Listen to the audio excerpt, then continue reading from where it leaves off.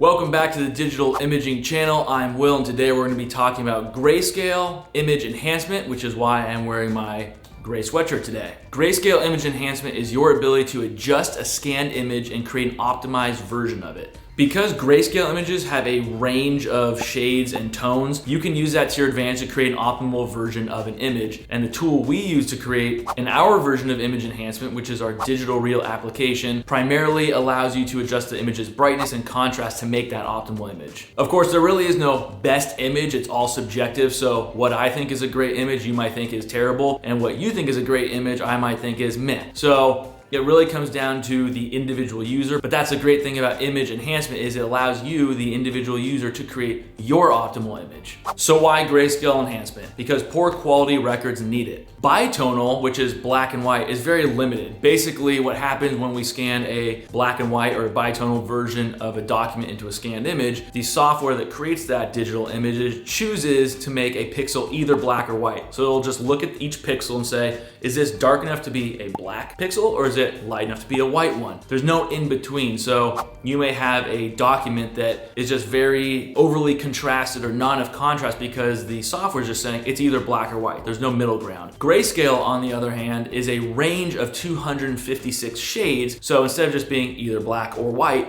you have a wide range of possibility that gives a little more nuance to images and allows that more lifelike image to come out. Now, a caveat to that is grayscale can be better. It typically is for a lot of images, but you still don't have the ability to adjust it unless you have a tool. So you could get a grayscale image and it still may not be that great because it's not optimized. In some cases, you may even have images from the same record, let's say a microfilm roll, that some of the images are good, some of the images are not so good from the same unit. So that microfilm roll that contains 2,500 images, half the images may be great and the other half may be too dark or too bright. This is especially prominent in microfilm because of how they were originally filmed. But instead of scanning a record such as a microfilm roll multiple times, which you're gonna have to pay for each time, the best option is to use grayscale image enhancement and just optimize the images when you need to and not worry about the rest. And to show you an example of the difference between bitonal grayscale and adjusted grayscale, what we have on screen here is the original bitonal image. So this is a scanned image in the black and white version. Next to it, we have the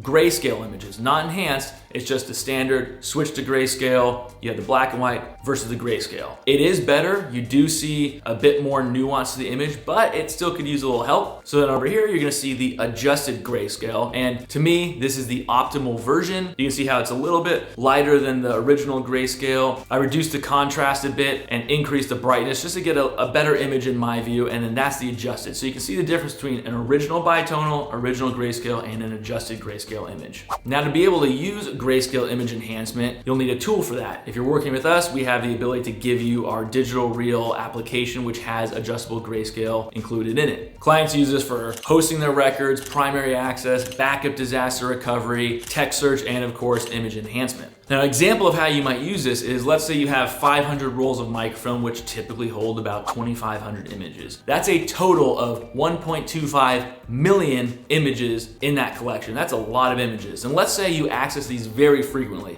weekly, maybe even a couple times a day. Even so, do you really plan to look at 1.25 million images? Probably not. That's a lot of images to look through. So instead of trying to optimize every image and get the best possibility of every single record on there, what you can do is scan those rolls at a standard setting. And when you get requests, you need to look for the information on the images. You get to them, you find them. If it looks good, great, you're done. If you need to and you need a little adjustment, you use that grayscale enhancement, adjust the image, optimize it, get it to whoever requested it, and you're done. What you don't need to do is adjust, optimize, or make perfect all the other images, probably 99% of them, that you're never gonna look at. This allows you to save a little money and just make it a better process overall to get the images optimized that you actually need to optimize. And one last thing, grayscale enhancement is not magic and some images just are not fixable. If it really is just a bad image, let's say using that microfilm example again because we were just talking about it, if someone photographed that original hard copy document when they were making microfilm and it's blurry, it's out of focus, or the original document itself is just terrible, image enhancement can't fix that. That's just a bad image. Even with paper records, when you're scanning from the hard copy to digital, sometimes you just have bad records for whatever reason. Maybe there's a coffee spill on or something. We've seen that. They're just torn up or it's just illegible writing regardless. Image enhancement is not gonna fix that. That's just poor imagery, and unfortunately, there's not much to do about it.